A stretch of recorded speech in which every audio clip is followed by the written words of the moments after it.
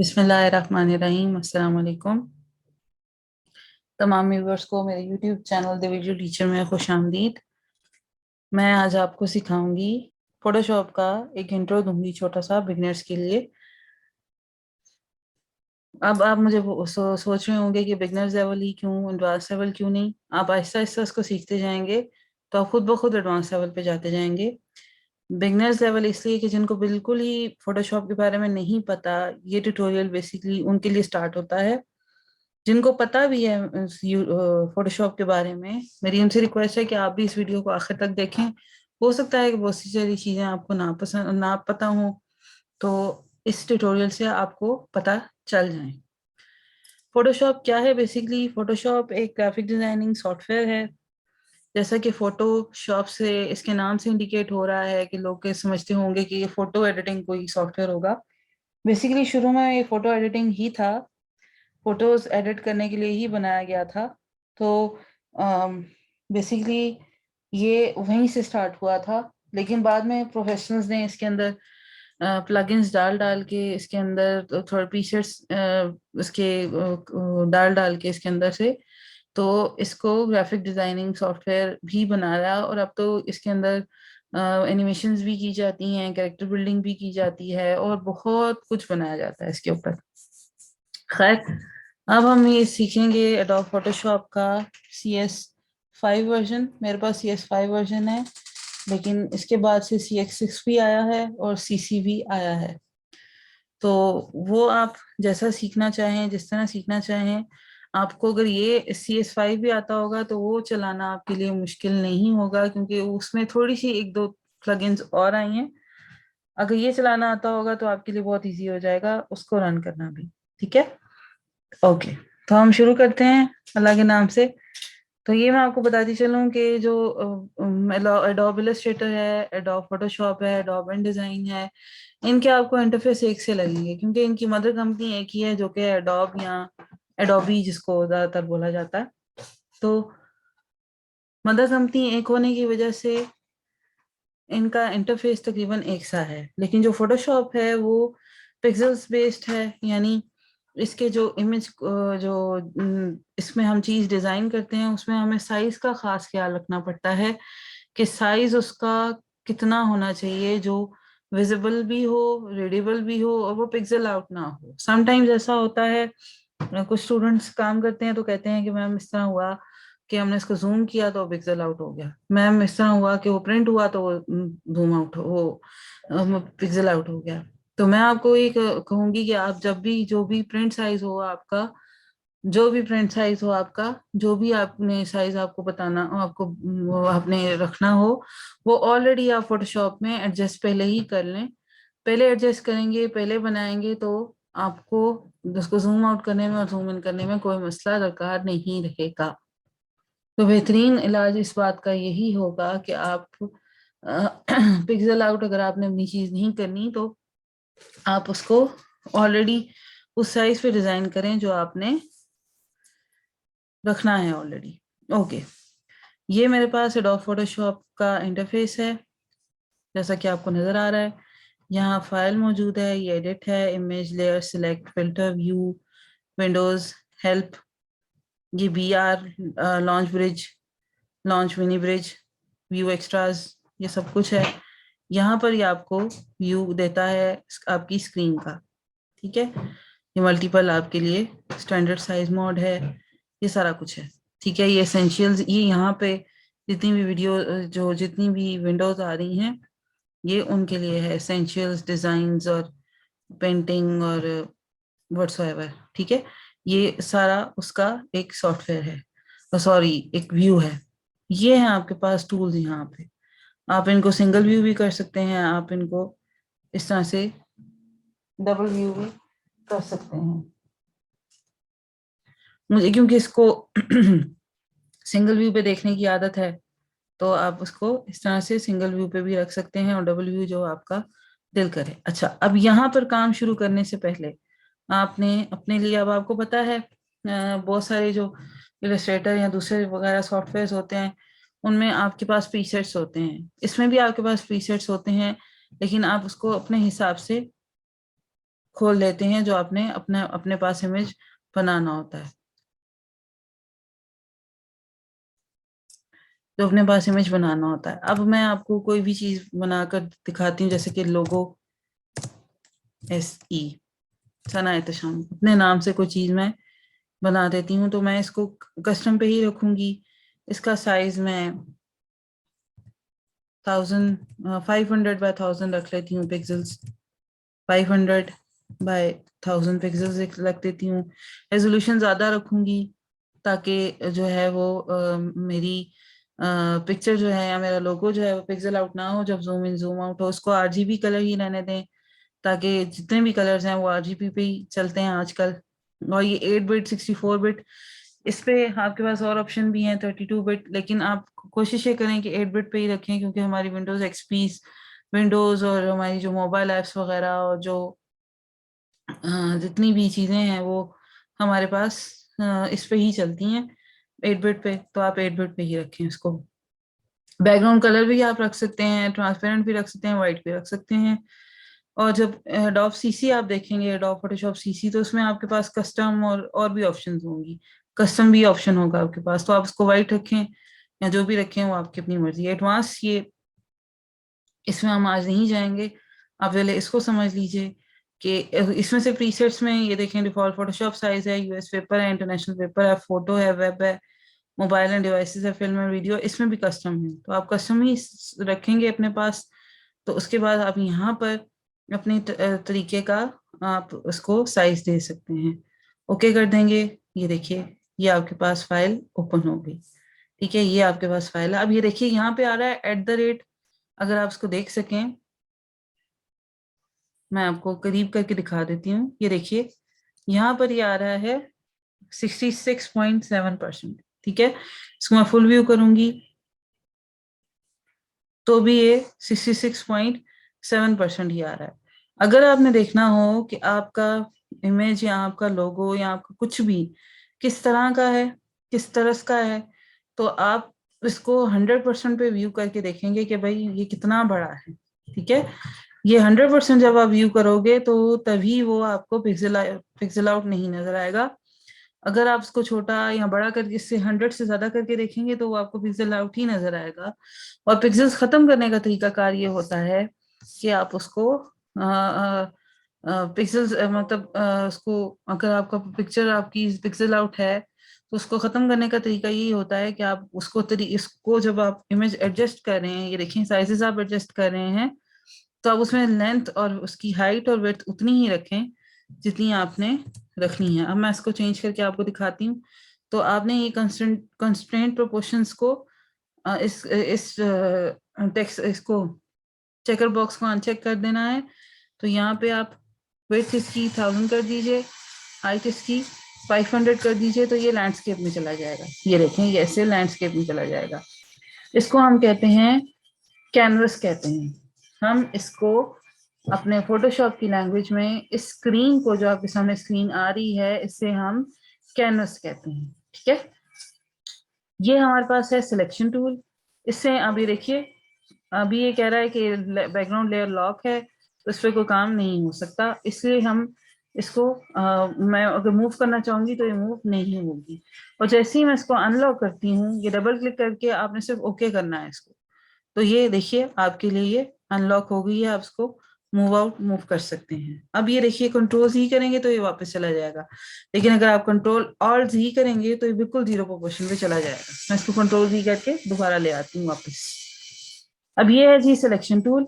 ठीक है, इससे आप लेयर का कोई एरिया जो सिलेक्ट करना चाहें, चाहे वो यहाँ पे है, चाहे वो यहाँ पे है, चाहे यहाँ पे है, आप उसको सिलेक्ट कर सकते हैं। ठीक है, अब ये स्क्वायर में भी है, ये हमारे पास अब अडोब CC जब आप इसके पास डाउनलोड करते हैं ना, आप अपने पास अडोब CC या अडोब CS6, उसमें ये होता है कि यहाँ पर ना आप जैसे ही कर्सर ले जाते हैं तो एक छोटी सी वीडियो प्ले होने लगती है। इसी स्क्वायर में यहाँ पे एक वीडियो प्ले होने लगेगी और आपको पता चल जाएगा कि वो किस तरह से मूव मूव हो रहा है। किस तरह से वो काम करेगा वो टूल। ठीक है, अब इसमें सिंगल रो मार्की टूल है, ये भी मार्की टूल है, रेक्टेंगल मार्की टूल है, इसका शॉर्टकट जो है वो शिफ्ट एम है। ठीक है, शॉर्टकट से ये होता है कि ये बात नहीं है कि आपका काम अच्छा होगा या बुरा होगा या जो भी होगा, उससे ये होता है कि शॉर्टकट्स की मदद से आपका काम बस जल्दी हो जाता है, आपका काम जल्दी हो जाता है और इससे कोई फर्क नहीं पड़ता।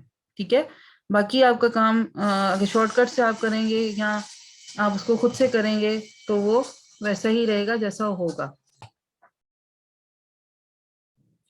हाँ जी, तो ये देखिए ये ओवल है, इससे आप ओवल की फॉर्म में जैसे जैसे आप इसको सिलेक्ट करना चाहें आप उसको सिलेक्ट कर सकते हैं। एक लेयर के ऊपर ये देखें कुछ समटाइम्स कंपोनेंट्स बने होते हैं, आप उस चीज को सिलेक्ट करना चाहें तो उस चीज को आप यहाँ से सिलेक्ट कर सकते हैं। ये आपके लिए एक आसानी है, मार्किंग टूल बहुत आसान है।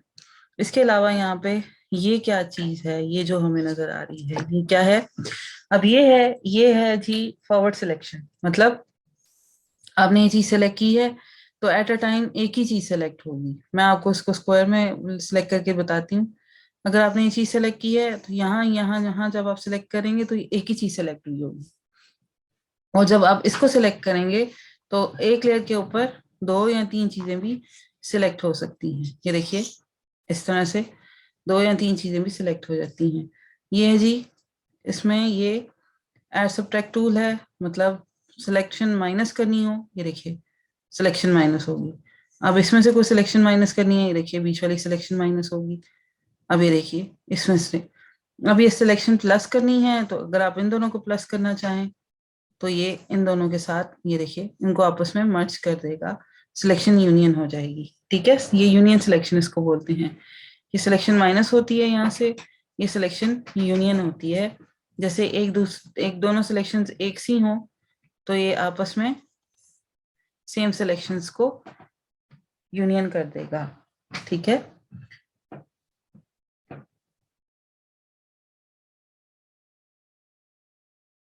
इसको बोलते हैं यूनियन सिलेक्शन। ओके, अब ये है जी फेदर। फेदर क्या होता है? ये देखिए अब मेरे पास फोरग्राउंड कलर, ये बाकी टूल्स का मैं साथ साथ आपको बताती जाती हूँ। पहले इस सिलेक्शन को आप ध्यान से समझ लीजिए। ये देखिए ये अगर मेरे पास एक सिलेक्शन है और ये मेरे पास इसके ऊपर, अब ये सिलेक्शन है ना आपके पास और आपने फेदर करना है, तो मैं जो इसका फोरग्राउंड कलर है पेंट बकेट से इसका फोरग्राउंड कलर इस पे करूंगी और मैं इधर सिलेक्शन पे आती हूँ दोबारा, और अगर मैं इसकी फेदर वैल्यू बढ़ा देती हूँ, मैं 50 तक ले जाती हूँ। ये देखिए 50 कर देती हूँ और एंटर दबा देती हूँ। इसके ऊपर सिलेक्शन टूल से इसको फेदर कर देती हूँ, और जब मैं इसको दोबारा अब कलर करूंगी,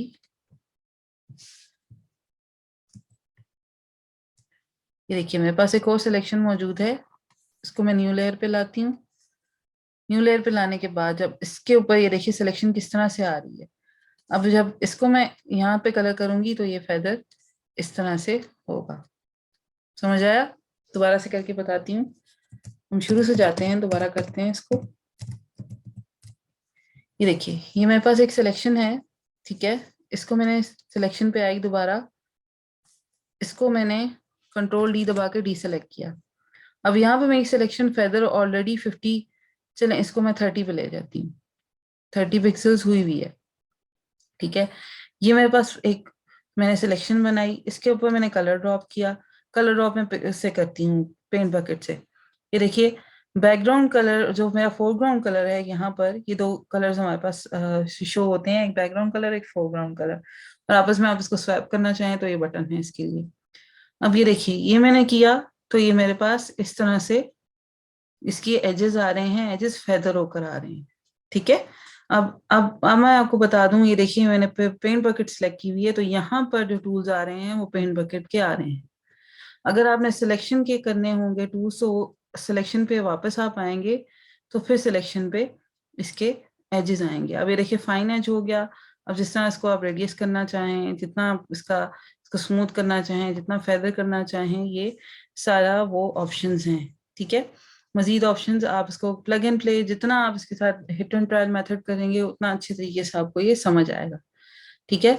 अब समटाइम्स क्या होता है, हम एक सिलेक्शन बनाते हैं, मैंने अब ये देखिए, अब मेरे पास क्या है, क्या मैंने गलती की, यहाँ पे मेरे पास बैकग्राउंड लेयर थी, अब बैकग्राउंड लेयर सारी मूव हो रही है। इसके ऊपर जो मैंने सिलेक्शन बनाई तो वो मैंने अलग लेयर पे नहीं बनाई, तो मैं उसको मूव अप इस तरह से नहीं कर पा रही। तो जब भी आप कभी भी कोई चीज बैकग्राउंड के ऊपर फोरग्राउंड में बनाए तो कोशिश करें कि नई लेयर पे बनाए, ताकि अगर उसके अंदर कोई एडिटिंग आपने करनी हो तो आप इजीली कर सकें। ये देखिए मैं आपको करके दिखाती हूँ। अब ये अगर मैं सिलेक्शन न्यू लेयर पे बनाती हूँ, ये देखिए मैंने सिलेक्शन, अब अभी मैंने कोई लेयर नहीं बनाई इसको, ये देखिए बैकग्राउंड लेयर है मेरे पास, ये मैंने सिलेक्शन चूज की, यहाँ से न्यू लेयर की, ये वाला बटन हमारे पास न्यू लेयर का होता है। तो यहाँ पे मैंने अब सिलेक्शन बना दी, सिलेक्शन मेरी ऑलरेडी फेदर है, इस पे मैंने पेंट बकेट से कलर ड्रॉप कर दिया। ठीक है। तो अब ये देखिए, अगर इस सिलेक्शन को मैं मूव करना चाहूंगी कहीं भी इस लेयर पे तो मैं मूव कर सकती हूँ। इस लेयर को अगर मैं डिलीट करना चाहूंगी तो ये मेरे पास बटन है, इधर से मैं डिलीट भी कर सकती हूँ। ये देखिए, इस तरह से आप कोशिश करें कि जब भी कभी भी कोई भी नई चीज बनाए तो पुरानी चीज, पुरानी लेयर, अब ये देखिए मैंने दोबारा उस लेयर पे दोबारा बना दी है, तो मैं इसको कंट्रोल जी करके नई चीज उस पे बनाऊंगी। ठीक है। अब ये देखिए, फेदर काम कहाँ आता है, फेदर बहुत सारी जगहों पे काम आता है। अगर आपने किसी चीज को मतलब बैकग्राउंड और फोरग्राउंड को अलग अलग करना हो, और अगर आपने किसी चीज को अपने लिए फिल अप करना हो, ये देखिए फोरग्राउंड को अलग करना है फिल, और इसको अलग से करना है फिल, तो अभी मैं आपको बताती हूँ। देखिए कंट्रोल और जी करते हैं हम इसको फेदर को भी फिलहाल मैं जीरो करूंगी, तो जीरो करूंगी। ठीक है। एक मैं फोरग्राउंड पे बनाती हूँ एक लेयर, अब एक दूसरी लेयर पे जाऊंगी, इस पे कलर कर देती हूँ, फेदर जीरो है तो इस पे मैं ये कलर कर रही हूँ। अब ये अब मैं आपको बताऊं कि जब भी आप सिलेक्शन टूल सेलेक्ट करें तो यहाँ देख लें कि आपने क्या सिलेक्ट किया हुआ है। ठीक है। ऐसा ना हो कि आप समटाइम्स कोई चीज सेलेक्ट करें तो वो ऑलरेडी मल्टीपल सिलेक्शन या सब्जेक्ट सिलेक्शन या सब्ट्रैक्ट सिलेक्शन या इंटरसेक्शन पे क्लिक हुआ हुआ हो। जब भी आप अपने टूल्स को सिलेक्ट करें तो इस टूल बार को जरूर देखा करें। ठीक है। अब मैं यहाँ आ रही हूँ, अब मैं इस पे दोबारा कलर फिल अप करती हूँ और इसको मैं करती हूँ फेदर, फेदर थोड़ा सा इसका ज्यादा कर देती हूँ, इसको 30 पे ले जाती हूँ। ठीक है। 30 पे ले जाके अब मैं इसका पेंट इस पे ड्रॉप करती हूँ।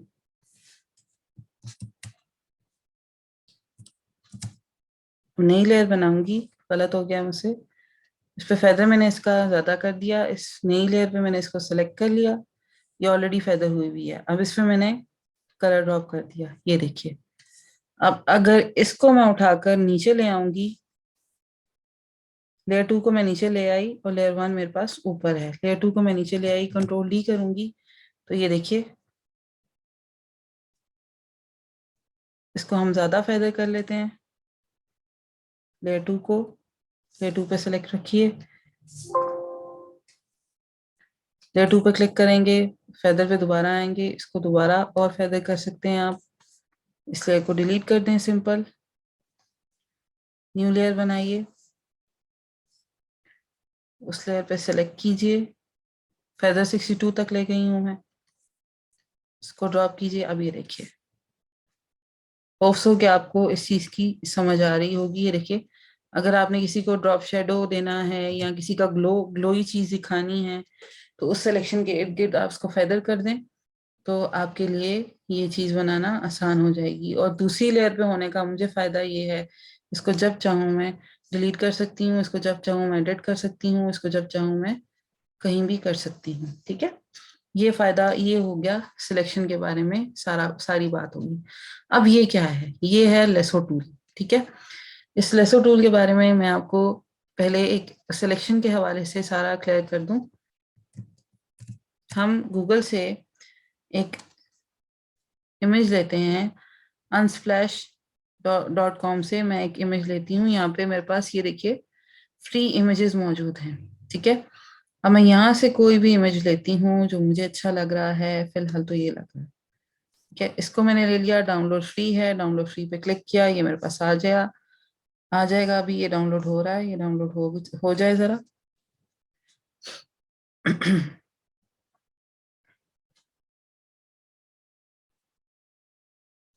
ये क्योंकि अभी आपने इस बात को ध्यान में रखना है कि ये बहुत बड़े इमेजेस होते हैं, ये इनकी पिक्सेल्स और इनकी रेजोल्यूशन बहुत ज्यादा होती है। ये देखिए और भी इमेजेस हैं बहुत सारे यहाँ पे। तो जब भी आप यहाँ से, ये वैसे साइट बहुत अच्छी साइट है unsplash.com, ये साइट बहुत अच्छी साइट है। आप यहाँ से एक अनस्प्लैश है, इसी तरह एक नई है पिक्साबे, पिक्साबे.com। यहाँ से भी आप जितनी इमेजेस उठाना चाहें, आप यहाँ से फ्री इमेजेस और फ्री क्लिप्स उठा सकते हैं। ठीक है, ये देखिए डिस्कवर मोड पे आएंगे हम, यहाँ पे आप लिखिए फ्री वॉलपेपर्स, और जितना आपको यहाँ से, सॉरी, जितना आपको यहाँ पर मटेरियल चाहिए हो, ये देखिए यहाँ पर आपको फ्री वॉलपेपर मिल जाएंगे जो फ्री हैं, आप उनको इजीली डाउनलोड कर सकते हैं। ओके, अब ये मेरे पास डाउनलोड हो गया है, इसको मैं जस्ट यहाँ से शो इन फोल्डर करूंगी, और यहाँ से उठा के इस पिक्चर को सिलेक्ट करके यहाँ से उठा के मैं ये फोटोशॉप पे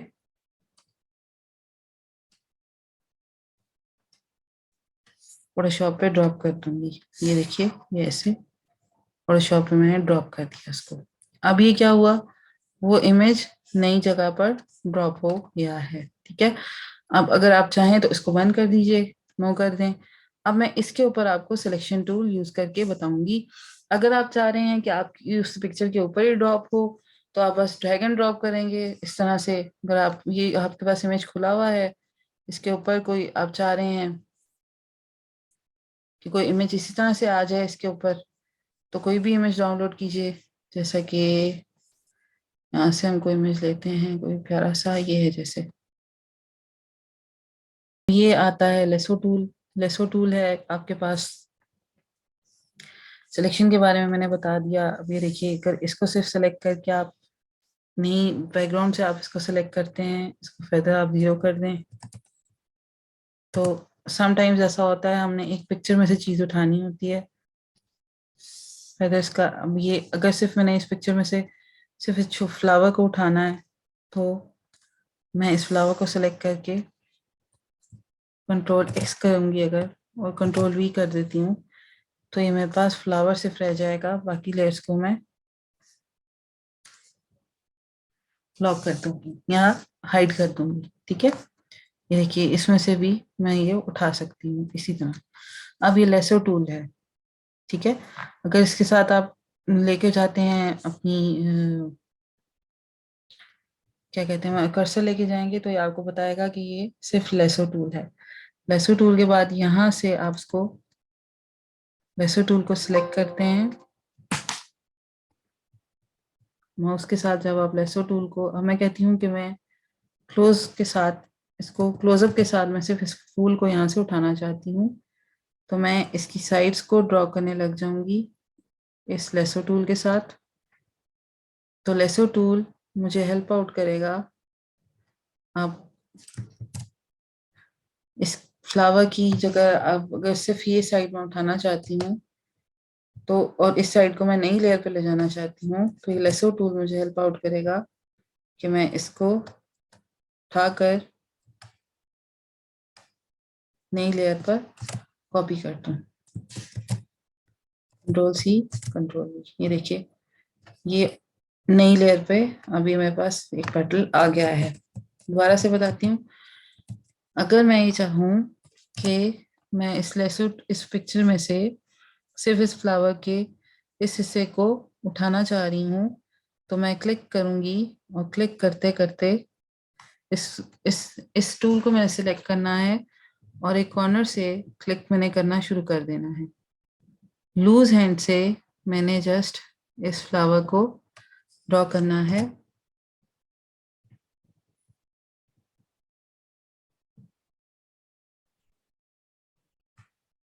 देखिए कंट्रोल डी, क्लिक करती जाऊंगी जहां मैं से मैंने इसको, ये देखिए अब ये क्या है, अगर फ्लावर का एक पोर्शन सिर्फ मैं उठाना चाहती हूँ, तो अब क्या है, मैं कंट्रोल एक्स कर देती हूँ अगर यहाँ से, और नई लेयर पे इसको कंट्रोल वी कर देती हूँ, और पुराना अगर मैं हाइड कर देती हूँ तो मेरे पास फ्लावर का सिर्फ ये पोर्शन आ जाएगा। ठीक है, ये अगर आप नई लेयर पे इसको कॉपी कर देंगे और पिछली लेयर आप हाइड कर देंगे तो आपके पास ये सिर्फ ये वाला पोर्शन आ जाएगा। ठीक हो गया। अब इसके बाद और भी इसकी ऑप्शंस हैं, इसके साथ हमारे पास ये क्या ऑप्शंस हैं, ये देखिए। यहाँ पे जब हम क्लिक करते हैं तो हमारे पास और ऑप्शंस आ जाती हैं। ये है पॉलीगोनल लेसो टूल। ये क्या है, ये भी क्लिक की तरह ही काम करता है। एजेस पे आप जिस जिस तरह जितनी नीटनेस के साथ क्लिक करते जाएंगे, माउस माउस के साथ आगे माउस मूव करते जाएं, क्लिक करते जाएं, एजेस उतने नीट आते जाएंगे आपके पास। किसी एक जगह से आपने चीज उठानी है और अपने पोस्टर में या अपने बैनर पे या अपने लोगो में रखनी है, तो ये लेसो टूल बहुत अच्छी चीज है। चीज को ड्रैग एंड ड्रॉप करने में भी, बड़ी चीजों में से छोटी चीजें उठाने में भी आपकी बहुत हेल्प आउट कर देता है। ये देखिए, ये इस तरह से आपने क्लिक करते जाना है, और ये देखिए छोटा सा जीरो बन जाए जब, इसका मतलब है इसके एजेस मिल गए हैं। ठीक है, अब जैसे कंट्रोल सी कर लीजिए, कंट्रोल एक्स कर लीजिए, जिसका मतलब है कट, और ये नई लेयर ऑलरेडी बनी हुई है, इस पे आप कंट्रोल भी पेस्ट कर लीजिए, और बेशक आप बैकग्राउंड को यहाँ से हाइड कर दीजिए। जितनी ये छोटी छोटी एजेस रह गई हैं आप उसको मजीद नीट कर सकते हैं अपने साथ साथ।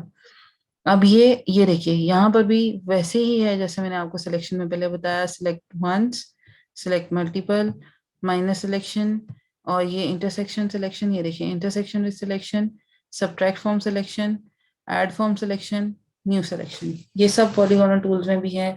इसको भी आप फेदर कर सकते हैं। फेदर करेंगे तो जो इसके एजेस हैं वो थोड़े से सॉफ्ट हो जाएंगे। देखिए जिस तरह एजेस मेरे खराब हुए हैं आपके खराब नहीं होंगे। अब आप कंट्रोल और जी करके मैं आपको दिखाती हूँ। अब ये देखिए, अब इसका लास्ट वाला टूल है, ये है जी मैग्नेटिक लेसो टूल। ये कैसा है, ये देखिए, अब ये ऑलरेडी, अब आपने मूव करते जाना है, करते जाना है अपने कर्सर को, ये खुद ब खुद उस पे पॉइंट्स खुद भी लगाता जाएगा, और जहां आपको लगे कि यहाँ पॉइंट लगना चाहिए आप वहां पॉइंट लगाते जाइए, और बहुत ही नीटनेस के साथ आप इस इमेज के अंदर से या इस इमेज के साथ साथ जो आप चीज उठाना चाहें अपने लिए वो आप उठा सकते हैं। ठीक है, ये देखिए इससे नीचे स्मूथली आता जाएगा ये, और उसको आप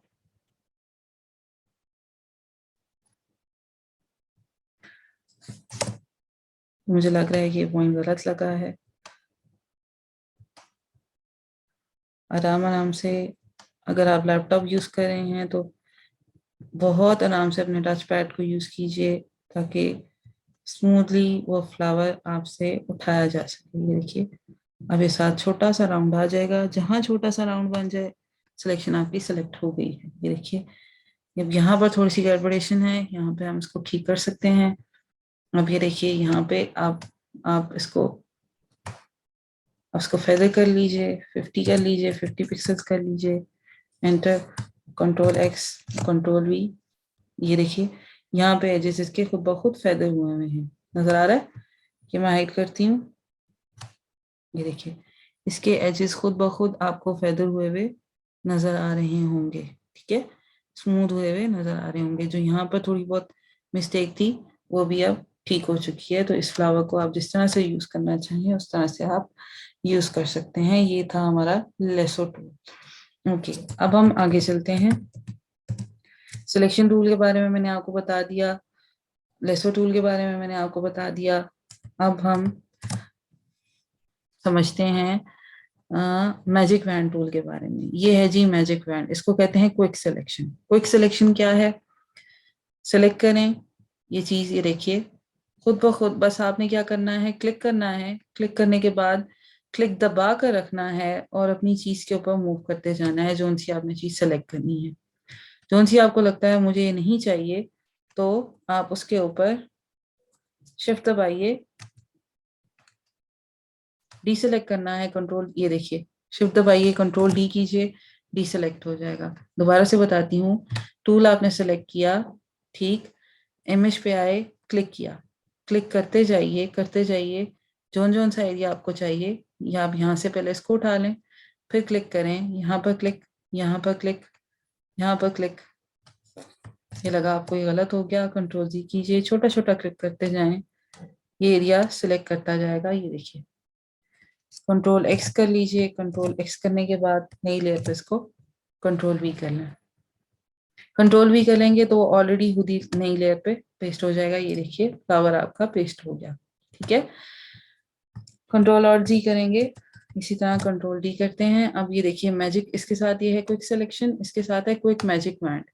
मैजिक बैंड क्या करेगा, आपने यहाँ सेलेक्ट किया, इसको डिलीट कर दीजिए, यहाँ से सिलेक्ट किया, डिलीट कर दीजिए, यहाँ से सिलेक्ट किया, डिलीट कर दीजिए, यहाँ से सिलेक्ट किया, डिलीट कर दीजिए, यहाँ से सिलेक्ट किया, डिलीट कर दीजिए, यहाँ से सिलेक्ट किया। इसी तरह या मल्टीपल सिलेक्शंस करते जाएं, डिलीट करते जाएं साथ साथ, तो आपको आपका फ्लावर ऐसे ही मिल जाएगा। अगर ऐसे नहीं तो आप सिर्फ फ्लावर को सिलेक्ट कीजिए, शिफ्ट दबाइए, फ्लावर को सिलेक्ट कीजिए, शिफ्ट दबा कर रखेंगे तो मल्टीपल सिलेक्शंस होती जाएंगी। देखिए मल्टीपल सिलेक्शन पे खुद ही आ गया।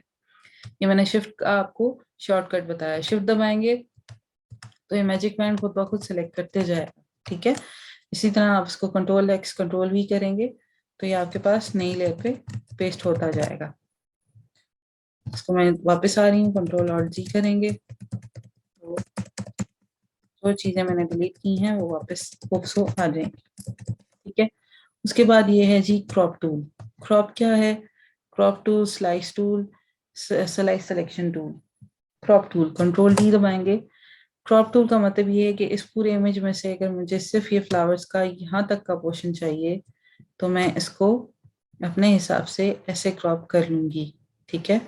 इसको अपने हिसाब से ऐसे क्रॉप करने के लिए मैं यहाँ से उठा लूंगी। अब ये है, यहाँ से कंट्रोल दबाएंगे तो ये इमेज यहाँ यहाँ पर जहां से आप इसको छोटा करना चाहें वहां से आप इसको छोटा करके अपने पास के लिए अपने लिए उठा सकते हैं, ठीक है। इसको रोटेट करना चाहें तो भी आप रोटेट कर सकते हैं। जहां से आप इसको एंटर करेंगे तो ये देखिए छोटा क्रॉप हो गया है, जैसे मैंने इसको रोटेट किया वो वैसे रोटेट हो गया, वही यहाँ पे क्रॉप हो गया है, ठीक है। ओके, मेरी वीडियो बहुत लंबी होती जा रही है तो इसको हम यहीं पे कट करते हैं। हमने यहाँ क्रॉप टूल तक सीखा है। अभी क्रॉप टूल में भी हमने सिर्फ एक क्रॉप फ्रंट वाला क्रॉप स्लाइस टूल सीखा है, सिर्फ क्रॉप टूल सीखा है। बाकी स्लाइस टूल और स्लाइस सिलेक्शन टूल अभी रहता है और बाकी के टूल्स भी रहते हैं। इसमें सिर्फ मैं आपको पेंट बकेट बता सकी हूँ, पेंट बकेट किस तरह से काम करती है, और बाकी सिलेक्शन और मैजिक बैंड और लेसो टूल के बारे में मैंने आपको बता दिया, और ये परसेंटेजेस के बारे में भी मैंने आपको बता दिया। तो जो बिगनर्स थे उनको शायद होप सो कि आपको मेरी बात समझ आ गई होगी। जिनको नहीं समझ आई वो कमेंट बॉक्स में मुझसे पूछ सकते हैं, मेरा ईमेल एड्रेस भी वहाँ मौजूद है, वहाँ पे भी पूछ सकते हैं, फेसबुक का लिंक भी है, वहाँ पर भी पूछ सकते हैं। इसके अलावा कोई चीज़ ऐसी है जो ना समझ आई हो वो क्या पूछ सकते हैं। और अ, आज का ट्यूटोरियल हम यहीं पर ख़त्म करते हैं। पार्ट 1 था ये ट्यूटोरियल का, पार्ट 2 में मैं बाकी सारे टूल्स बताऊंगी। तो उसके लिए आपको मेरी नेक्स्ट वीडियो भी देखनी होगी। मेरे चैनल को लाइक कीजिए, सब्सक्राइब कीजिए, और मैं आपको यही कहूँगी कि मेरे साथ स्किल सीखिए, ग्राफिक डिजाइनिंग सीखिए, लोगोज बनाना सीखिए। एक टूल सीख लीजिए, ग्राफिक डिजाइनिंग के बहुत सारे टूल्स हैं, एक टूल सीख लें, उसको अच्छे से लर्न कर लें। उसको अच्छे से लर्न करने के बाद आप इस काबिल हो जाएंगे कि आप एक ही मंथ में बहुत सारे फ्रीलांसिंग के प्रोजेक्ट्स करके अपने लिए पैसे बना सकते हैं। ओके जी, आज के लिए इतना ही। मज़ीद ट्यूटोरियल्स के लिए, मज़ीद लेसन के लिए आपके साथ नेक्स्ट वीडियोस में मिलते हैं। मेरे चैनल को लाइक कीजिए। ओके, अल्लाह हाफिज़।